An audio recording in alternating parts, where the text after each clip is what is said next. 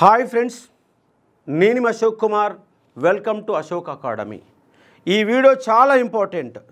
నిరుద్యోగులంతా ఆగమవుతున్న ఒక పరిస్థితి. ప్రతి నిరుద్యోగి, ఈ వీడియో చూసిన ప్రతి నిరుద్యోగి ఖచ్చితంగా కామెంట్ చేయండి. మీరు పాజిటివ్ పెడతారా, నెగిటివ్ పెడతారా, ఉన్నటువంటి వ్యవస్థ ఏం జరుగుతుంది, నిజంగా ప్రభుత్వం ఉద్యోగాలు ఇస్తున్నదా, మోసం చేస్తున్నదా? ఉద్యోగాలు ఇస్తుందంటే ఉద్యోగాలు ఇస్తున్నారని కామెంట్ పెట్టండి, మోసం చేస్తుందంటే మోసం చేస్తుందని కామెంట్ పెట్టండి. ఖచ్చితంగా కామెంట్ పెట్టడం మాత్రం మిస్ చేయొద్దని చెప్పే ప్రయత్నం చేస్తూ ఉన్నాను. రేపు జూన్ 2 తెలంగాణ ఆవిర్భావ దినోత్సవం. కాంగ్రెస్ గవర్నమెంట్ అధికారంలోకి వచ్చి దాదాపుగా సంవత్సరన్నర కావస్తుంది. కానీ ఈ సంవత్సరన్నర కాలంగా నిరుద్యోగిని ఎంత మోసం చేయాలో అంత మోసం చేసింది కాంగ్రెస్ గవర్నమెంట్. ఈ కాంగ్రెస్ గవర్నమెంట్ పైన నిరుద్యోగులు అనేవాళ్ళు జంగు సైరన్ మోగించబోతున్నారు. ఎందుకంటే వీళ్ళిచ్చినటువంటి అబద్ధాల మేనిఫెస్టో ఎంత అద్భుతంగా రాసుకున్నారంటే అంత అద్భుతంగా రాసుకున్నారు.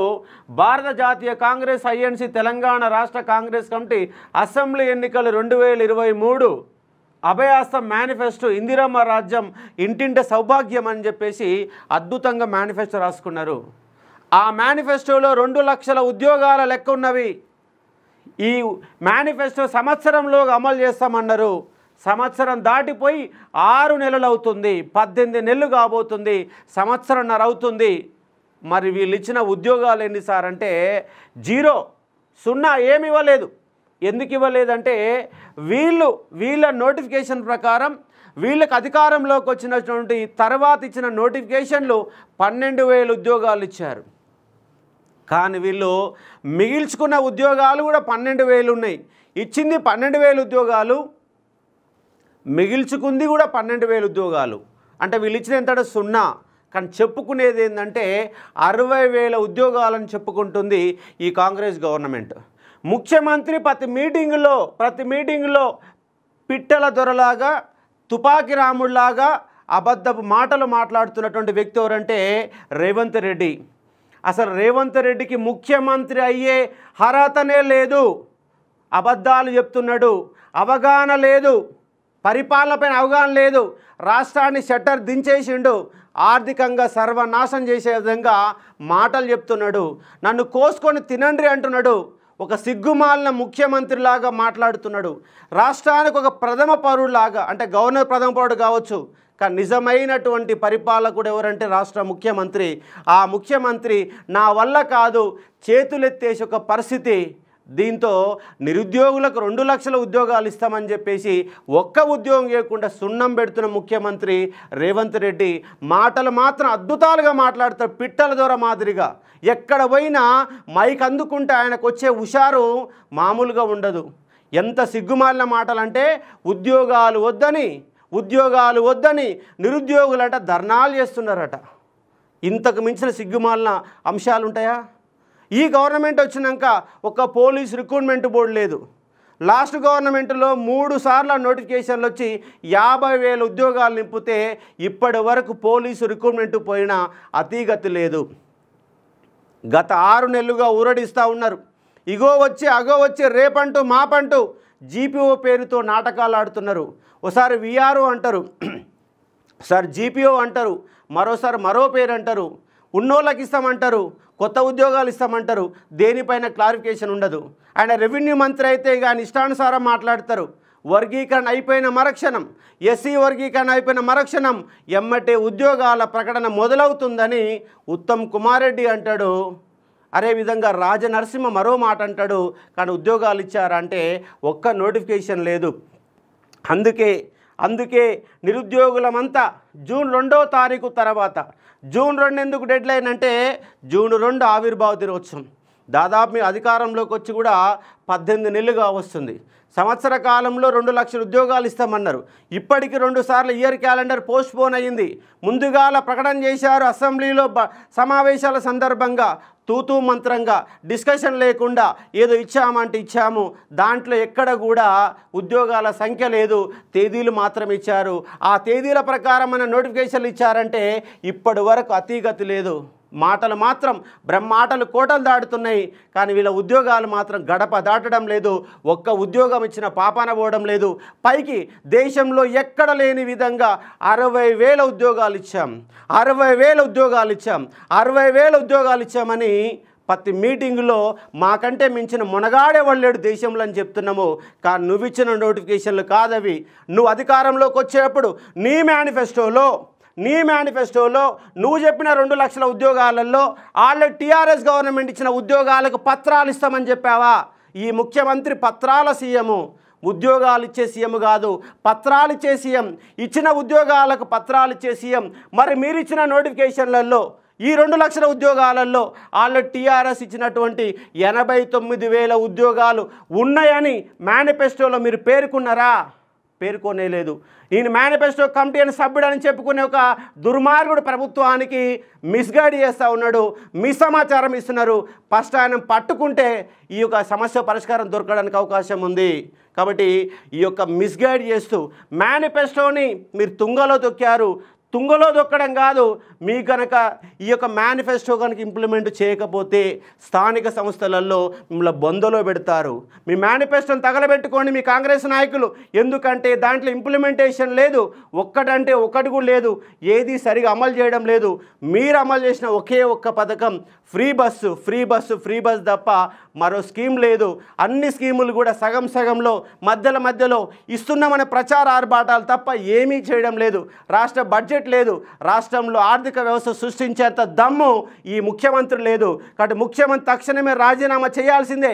ఆయన పరిపాలన దక్షత కాదు, ఆయనకు చదువు రాదు, చదువు లేదు, సామాజిక అవగాహన లేదు.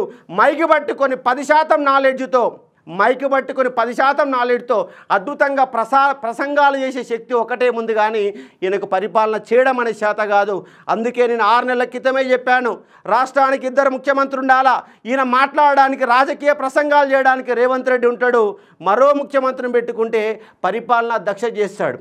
గతంలో కేంద్రంలో సోనియా గాంధీ రాజకీయ వ్యవహారాలు నడిపిస్తే మన్మోహన్ సింగ్ గారు ప్రభుత్వాన్ని నడిపారు. ఇట్లనే రాజకీయాలు చేయడానికి రేవంత్ రెడ్డి ఉండాలా, మరో ముఖ్యమంత్రి పరిపాలన చేయడానికి ఉండాలా. ఇక్కడ కేంద్రంలో మీరైతే గత 10 సంవత్సరాలు అయితే ఏదైతే అనుసరించారో, సోనియా గాంధీ రాజకీయ వ్యవహారాలు నడిపితే మన్మోహన్ సింగ్ పరిపాలన నడిపినట్టుగా రాష్ట్రాల్లో కూడా 2 ముఖ్యమంత్రులు ఉండాలా. అట్లా అప్పుడైతేనే సాధ్యమైతే తప్ప ఈ ముఖ్యమంత్రికి అవగాహన లేదు. అంటే ఒట్టొట్టి మాటలు చెప్తూ మేము దేశంలో ఎప్పుడు ఇవ్వని ఉద్యోగాలు ఇచ్చినాం, 60,000 ఉద్యోగాలు ఇచ్చినామని చెప్పేసి తప్పుడు మాటలు చెప్తున్న ముఖ్యమంత్రి, నీకు టైం అయిపోయింది. నిరుద్యోగులంతా అందరు ఏకం కావాల్సిందే, జంగు సైరన్ మోగించాల్సిందే. జూన్ 2 తర్వాత, జూన్ 2లోగా మీరు కనుక ఉద్యోగాల సంబంధించి ఇయర్ క్యాలెండర్ స్పష్టంగా ఇయర్ క్యాలెండర్ ఇవ్వడమే కాదు, జూన్ 2వ తారీఖు నాడు అధికారికంగా కనీసంగా 2-3 యొక్క నోటిఫికేషన్లు ఇవ్వాల్సిందే. ఇవ్వకపోతే జూన్ 2 తర్వాత జంగు సైరన్ మోగిస్తాము. జూన్ 2 తర్వాత అన్ని విద్యార్థి సంఘాలని కలుస్తాము, మాట్లాడుతాము. జూన్ 2 తర్వాత అన్ని ప్రతిపక్ష పార్టీల నాయకులను కలుస్తాం, నిరుద్యోగులమంతా ఏకమవుతాం. చదువుకున్న నిరుద్యోగులేమో రోడ్ల మీద తిరుగుతున్నారు, చదువు రానోళ్ళేమో ముఖ్యమంత్రి అవుతున్నారు. రేవంత్ రెడ్డికి ఎలాంటి అర్హత లేకున్నా కేవలం మైకు పట్టుకొని మాట్లాడే శక్తి ఉందని చెప్పేసి ముఖ్యమంత్రి సీట్లో కూర్చోబెడితే రాష్ట్రాన్ని అధోగతి పాల్చేయడమే కాకుండా నిరుద్యోగులకు ఏ ఉద్యోగాలు సృష్టించారు, ఎన్ని కంపెనీలు తీసుకొచ్చారు, దాంట్లో తెలంగాణ బిడ్డల వాటా ఎంత, జీవో నెంబర్ 46 రద్దు చేస్తారా, పోలీస్ రిక్రూట్మెంట్ ఎప్పుడు ఇస్తారు అని విద్యార్థులంతా ప్రశ్నిస్తున్నారు. అందుకే జూన్ 2 తర్వాత అన్ని విద్యార్థి సంఘాలతో, అన్ని రాజకీయ పార్టీలతో కలిసి మాట్లాడి 1,00,000 మందితో హైదరాబాద్ని ముట్టడి కార్యక్రమం చేస్తాం. జూన్ 2 తర్వాత ఖచ్చితమైన కార్యాచరణ మాది ఉండబోతుంది, కదిలిస్తాం. లాస్ట్ టీఆర్ఎస్ గవర్నమెంట్లో ఒక 5,000 మంది తెలంగాణ పబ్లిక్ సర్వీస్ కమిషన్ ముట్టడి చేస్తే గత గవర్నమెంట్ కూలిపోయింది. ఇప్పుడు కనుక నిరుద్యోగులు కనుక 1,00,000 మంది హైదరాబాద్ కనుక ముట్టడి చేస్తే మీ ప్రభుత్వం ఎక్కడ ఉంటుందో అర్థం చేసుకుని ఒక ప్రయత్నం చేయవచ్చు. ఎందుకంటే మీరు అధికారంలోకి వచ్చిందే నిరుద్యోగులకు మాయ మాటలు చెప్పి, సమావేశాల్లో చెప్పి మాట్లాడి, ఒక్క కేసీఆర్ ఉద్యోగాన్ని ఊడగొడితే మీ అందరికీ 2 లక్షల ఉద్యోగాలు ఇస్తామని చెప్పారు. మీరు ఉద్యోగాలకు ఎక్కారు తప్ప నిరుద్యోగులకు ఉద్యోగాలు ఇవ్వడం లేదు, కేవలం నియామక పత్రాలు ఇచ్చారు. గ్రూప్ 1 ఉద్యోగాలు మొత్తం అమ్ముకున్నారు, ఓసీ వాటాగా మార్చిపడేసుకున్నారు, గ్రూప్ 1 ఉద్యోగాలు అమ్ముకున్నారు. ఇక గ్రూప్ 2, 3లో ఏం జరిగిందో ఎవరికి అర్థం కాదు.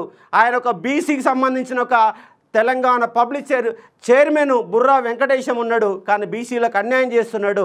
ఆయన అక్కడ కూర్చొని నాలాంటి వాళ్ళు మాట్లాడితే పరువు నష్ట దావా కేసులు వేస్తున్నాడు, పోలీసులతో కేసులు పెట్టిస్తున్నాడు. అంటే ఆయన కూడా అవగాహన ఉన్నదా తెలంగాణ అవసరమైన? పైగా సిలబస్ కమిటీ అంట ఏం ఉద్ధరించారని మీరు రాష్ట్రంలోకి వచ్చినాక 25 మంది ప్రొఫెసర్లతో సిలబస్ను తయారు చేశారు, పేపర్లు తయారు చేశారు. అంటే 25 మంది ప్రొఫెసర్లు వాళ్ళు నాలెడ్జ్ ఉన్నోళ్ళు కాదా? యూనివర్సిటీ ప్రొఫెసర్లు కాదా? అరగోపాలకు తెలుగు లేదా? నాగేశ్వరరావు తెలుగు లేదా? గంటా చక్రపాణి తెలుగు లేదా? వీళ్ళందరూ తయారు చేసినటువంటి ఒక సిలబస్ని ఎన్ని ఉద్యోగాలు ఇచ్చారని, ఎన్ని ఎగ్జాములు పెట్టారని మీరు అప్పుడే సిలబస్ మారుస్తున్నారు. ఇప్పుడు 2 లక్షల మంది లాస్ట్ నోటిఫికేషన్, అంతకుముందు నోటిఫికేషన్ చదివిన వాళ్ళంతా ఇప్పుడు మళ్ళీ కొత్త సిలబస్తో మళ్ళీ ప్రిపేర్ కావాలనా? అంటే ప్రభుత్వం మారిన ప్రతిసారి వ్యవస్థలు మారుతాయా? చైర్మన్ మారిన ప్రతిసారి వ్యవస్థలు మారుతాయా? UPSC union public service commission ఎప్పుడు సిలబస్ మార్చారు, ఎప్పుడు ఎగ్జామ్ ప్యాటర్న్ మార్చారు, ఎన్ని సంవత్సరాలు ఉంటుంది? మీరే ఎందుకు మారుస్తున్నారు? అంటే మీకు పని పాట లేదు, విద్యా వ్యవస్థ పైన అవగాహన లేదు, ఏదో ఉద్ధరిస్తున్నట్టుగా ఏదో చేస్తున్నాక బిల్డప్ మాటలు ఉన్నాయి. ఇవాళ చైతన్య నారాయణ లాంటి విద్యా సంస్థలు రాష్ట్రాన్ని జలగల్లా పీడిస్తున్నాయి. ఒక యూకేజీ వాడికి, ఒక ఎల్కేజీ వాడికి ₹1,00,000 ఫీజు వసూలు చేస్తూ ఉన్నారు, ₹1,50,000 ఫీజు వసూలు చేస్తున్నారు. సిగ్గు అనిపించడం లేదా? ఆ విద్యా వ్యవస్థ క్రమబద్ధరించే ప్రయత్నం చేయండి. గవర్నమెంట్ హాస్పిటల్ అనే వ్యవస్థ మారిందా? మీరు ఉచిత పథకాలు ఇచ్చి బొక్కాబోర్లా రాష్ట్రం యొక్క ఆర్థిక వ్యవస్థను మొత్తంగా దివాలా తీసిన ఒక పరిస్థితి రాష్ట్రంలో నెలకొంది. మీకు ఉద్యోగాలు ఇచ్చే శక్తి మీకు లేదు, ఉద్యోగాలు సృష్టించే శక్తి మీకు లేదు. కాబట్టి దిగిపో ముఖ్యమంత్రి, దిగిపో. నీ వల్ల కాదు. నీ ఏమైనా కేవలం ఉత్తర కుమార మాటలు, తుపాకి రాముడి మాటలు, పిట్టల దొర మాటలు నేర్చినటువంటి ముఖ్యమంత్రి, పరిపాలన చేతగానే ముఖ్యమంత్రి. ఈ తుపాకి రాముడి పిట్టల దొర కనుక రాష్ట్రానికి ముఖ్యమంత్రి ఉంటే ఈ ప్రభుత్వం నడవదు, రాష్ట్రం దివాలా తీస్తుంది. దేశంలోనే ఎక్కువ ఆదాయం కలిగినటువంటి రాష్ట్రంగా, జీడిపి రేట్ ఎక్కువ ఉన్నటువంటి రాష్ట్రంగా, మిగిలినటువంటి రాష్ట్రంగా ఉన్న రాష్ట్రాన్ని దివాలా తీస్తున్నారు. ఓ నిరుద్యోగులారా, ఒక్కసారి ఆలోచన చేయండి. మనం కూడా అస్సాం గణపరిషత్ లాగా నిరుద్యోగులంతా ఏకమై రాష్ట్రాన్ని చేజెక్కించుకుంటే తప్ప ఇది సాధ్యం కాదు. ఎందుకంటే పాలకులు నోట్ల కోసం కక్కుర్తి పడుతున్నారు, నోట్ల కట్టలతో రాజ్యాన్ని నడిపిస్తున్నారు. ఇవాళ సరస్వతి పుష్కరాలు చేశారు. అసలు సరస్వతి నది ఉన్నదా అంటే యాడ కనపడదు. కానీ సరస్వతి పుష్కరాల పేరుతో 250 కోట్ల దిగమింగడానికి ప్రణాళికలు వేశారు. వీళ్ళు ఖర్చు పెట్టేది 20%, దిగమింగేది 80%. ఇవాళ ప్రపంచ అందగత్తెల పోటీలు పెడుతున్నారు. రాష్ట్రమే దివాళా తీసిందంటారు, ఉద్యోగాలు ఇవ్వరు. 250 కోట్లు ఇవాళ ప్రపంచ అందగత్తెల పేరుతో ఖర్చు పెడుతున్నారు. ఇవాళ సరస్వతి పుష్కరాల పేరుతో ఖర్చు పెడుతున్నారు. ఆ డబ్బంతా 80% దిగమింగడానికి ప్రణాళికలు ఏర్పాటు చేసుకున్నారు. ఒక కాంట్రాక్టర్కి పైసలు ఇవ్వడం లేదు, కమిషన్లకు కక్కుర్తి పడుతున్నారు. రాష్ట్రంలో ఏం జరుగుతుందంటే ఏమీ జరగడం లేదు. మీరిచ్చిన ఉద్యోగాలన్నీ, మీరిచ్చిన నోటిఫికేషన్లన్నీ, మీరిచ్చిన నియామక పత్రాలేంటి? వరుస కథనాలు. రేపటి సంధి వరుస కథనాలు ఇవ్వబోతూ ఉన్నాం. గురుకుల నోటిఫికేషన్ ఇచ్చిన ఉద్యోగాలన్నీ, మీరు మిగిల్చుకున్న ఉద్యోగాలన్నీ. గ్రూప్ 4లో వచ్చిన నోటిఫికేషన్ ఏంటి? మీరు మిగిల్చుకున్న ఉద్యోగాలేంటి? కానిస్టేబుల్లో గవర్నమెంట్ ఇచ్చిన నోటిఫికేషన్ ఏంటి? మీరు మిగిల్చుకున్న ఉద్యోగాలు ఏంటి? మీరిచ్చిన నోటిఫికేషన్లు ఏంటి? నియామక పత్రాలు ఏమి ఇచ్చారు? వరుస కథనాలతో 60,000 ఉద్యోగాలు నిజంగా మీరిచ్చారా? నియామక పత్రాలు మాత్రం ఇచ్చారా? మొత్తం బట్టబయలు చేయబోతున్నాం. రేపటి సంధి వరుస కథనాలతో ప్రభుత్వం సంవత్సరాల కాలంగా నిరుద్యోగులు ఎట్లా మోసం చేసిందో వివరించబోతున్నాం. ఖచ్చితంగా జూన్ 2 తర్వాత జంగు సైరన్ మోగించబోతున్నాం. 1,00,000 మంది నిరుద్యోగులతో తెలంగాణ రాష్ట్రాన్ని సాధించుకున్నాం. గత ప్రభుత్వాలని కిందికి దించాం. మిమ్మల్ని కూడా ఇబ్బంది పెట్టడం మాకు కష్టం కాదు. నిరుద్యోగులలో చైతన్యం ఉంది, నిరుద్యోగులలో ఆవేశం ఉంది. నిరుద్యోగులు అనే వాళ్ళు ఇవాళ రోడ్లు పట్టుకొని తిరుగుతున్నారు. ఎంటెక్ చేసేవాడికి 15,000 రూపాయల జీతం దొరకడం లేదు. సెక్యూరిటీ గార్డుగా పనిచేయాల్సిన పరిస్థితి, జొమాటోలో పనిచేసిన పరిస్థితి. వాళ్ళకు స్కిల్ డెవలప్మెంట్ లేదు. ఏం చేస్తున్నారంటే ఈ పాలకులు అర్థం కావడం లేదు. ఏం చేస్తున్నారంటే డబ్బులు ఎట్లా సంపాదించాలో తెలివి నేర్చుకున్నారు. కమిషన్ల కక్కుర్తి పడుతున్నారు. రాష్ట్రాన్ని పరిపాలించే శక్తి, యుక్తి ఈ ముఖ్యమంత్రికి ఉన్నదంటే ఖచ్చితంగా లేదని చెప్పవచ్చు. అందుకే నిరుద్యోగుల జంగు సైరన్ జూన్ 2 తర్వాత ఉండబోతుంది. నిరుద్యోగులందరినీ ఏకం చేస్తాం, ప్రతిపక్షాలను కలుస్తాం, 1,00,000 మందితో హైదరాబాద్ ముట్టడి చేస్తాం, నిరుద్యోగుల సత్తా ఏంటి చేస్తాం. మీరిచ్చిన 2 లక్షల ఉద్యోగాలు ఎట్లివ్వరో చూస్తాం. ఎందుకు అబద్ధ మాటలు ఇచ్చారు, ఎందుకు అబద్ధ మేనిఫెస్టో ఇచ్చారో ప్రశ్నించే ప్రయత్నం చేస్తాం, నిలదీస్తాం, కడిగేస్తాం. మిమ్మల్ని ఎట్లా ఇబ్బంది పెట్టాలో మాకు తెలుసు, మా ఉద్యోగాలు ఎలా సాధించుకోవాలో మాకు తెలుసు. కాబట్టి దీనిపైన జంగు సైరన్, 1,00,000 మందితో నిరుద్యోగుల జంగు సైరన్ జూన్ 2లోగా ఇయర్ క్యాలెండర్ ఇవ్వకపోతే ఖచ్చితంగా మేము ముందుకెళ్తున్నాం. కానీ 2 లక్షల ఉద్యోగాలు యాడికి పోయినాయి? దిక్కులేని ఇయర్ క్యాలెండర్, పేరుకి ఇయర్ క్యాలెండర్ 2 సార్లు ప్రకటించారు, కానీ ఇంతవరకు దిక్కు లేదు. ఇచ్చింది 12,000 ఉద్యోగాలు, మిగిల్చుకుంది కూడా 12,000 ఉద్యోగాలు. కాంగ్రెస్ సర్కార్ ఇచ్చిన ఉద్యోగాలు ఏంటంటే గుండు సున్నా అంశానికి అర్థం చేసుకోవచ్చు. ముఖ్యమంత్రి తుపాకీ రాముడు పిట్టల ద్వారా మాటలు ఇవ్వని ఉద్యోగాలు ఇచ్చినట్టుగా ప్రచారం. నిరుద్యోగులు ఉద్యోగాలు వద్దని ధర్నాలు చేస్తున్నారట. ఇంతకు మించిన సిగ్గుమాలిన మాటలు ఏ ముఖ్యమంత్రి కూడా మాట్లాడాడు. 2 లక్షల ఉద్యోగాలు లేవు, క్యాలెండర్ లేదు, అంతా ప్రచార ఆర్భాటమే. అసలు ఈ ముఖ్యమంత్రి సీఎం కావడానికి ఉన్న అర్హత ఏమిటి? చదువుకున్నోళ్ళు మౌనంగా ఉంటే చదువురానోళ్ళు రాజ్యం ఏలుతున్నారు అన్న అంశాన్ని ఇక్కడ మీరు నిరుద్యోగులు అర్థం చేసుకోవాలా. చదువుకున్న ప్రొఫెసర్లు అర్థం చేసుకోవాలా, చదువుకున్న వ్యవస్థ అర్థం చేసుకోవాలా. రాష్ట్రం ఏమవుతుంది? రాష్ట్రం అధోగతి పాలవుతుంది. కాబట్టి ప్రశ్నించండి, నిలదీయండి. ఓటుకు నోటుకు అమ్ముడు పోకండి.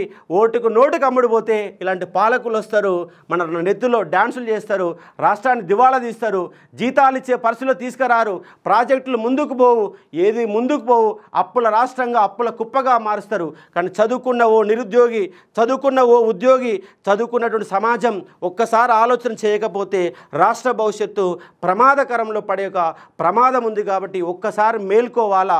ఇలాంటి ప్రభుత్వాలు ఉచిత పథకాలు ఇచ్చి ఉచితంగా ఓట్లేసుకొని, ఉచిత పథకాలు ఇచ్చి ఉచితంగా ఓట్లేసుకొని అధికార గద్దెనెక్కి 100,000 కోట్ల రూపాయలు సంపాదిస్తున్నటువంటి ఈ రాజకీయ వ్యవస్థలో మార్పు తీసుకురావాల్సిన అవసరం ఉంది. కాబట్టి దానివైపు అడుగులు వేయాల్సిన అవసరం ఉంది. కాబట్టి చదువుకున్నోడి మౌనం రాష్ట్ర వినాశనానికి దారితీస్తుంది. కాబట్టి చదువుకున్నోడు ప్రశ్నించాలా, చదువుకున్నోడు యాక్టివ్గా ఉండాలా, చదువుకున్నోడు ఆలోచన చేయాలా. అప్పుడు మాత్రం వ్యవస్థ మారడానికి అవకాశం ఉంది. ఒకలేమో ఒక విధమైన ప్రచారం చేస్తారు, మరొక ప్రచారం, కొందరు మతంతో ప్రచారం, కొందరు ఓట్లతో ప్రచారం, మరికొందరు ఇంకోటి ప్రచారం చేస్తున్నారు. మొత్తం మీద ఎవడి భవిష్యత్తు ఆగమవుతుందంటే రాష్ట్ర భవిష్యత్తు ఆగమవుతుంది, నిరుద్యోగ భవిష్యత్తు ఆగమవుతుంది. లక్షల రూపాయలు ప్రైవేటుకు అప్పనంగా వెళ్ళిపోతూ ఉన్నాయి, ఫీజులు పెరుగుతున్నాయి, కానీ ఉద్యోగాలు రావడం లేదు. పట్టాలు వస్తున్నాయి, డిగ్రీ పట్టాలు వస్తున్నాయి, ఎంటెక్ పట్టాలు వస్తున్నాయి, బీటెక్ పట్టాలు వస్తున్నాయి, కానీ ఉద్యోగం మాత్రం రావడం లేదు. స్కిల్ ఉన్నటువంటి విద్యార్థులు బయటికి రావడం లేదు. తూతూ మంత్రంగా కాలేజీలు నడుస్తున్నాయి, పట్టాలు ఇచ్చే కాలేజీలుగా మారుతున్నాయి తప్ప వ్యవస్థలో మార్పు కోసం అందరం కష్టపడదాం, అందరం నిలదీస్తాం, జంగు సైరన్ మోగిద్దాం. ఈ ప్రభుత్వం యొక్క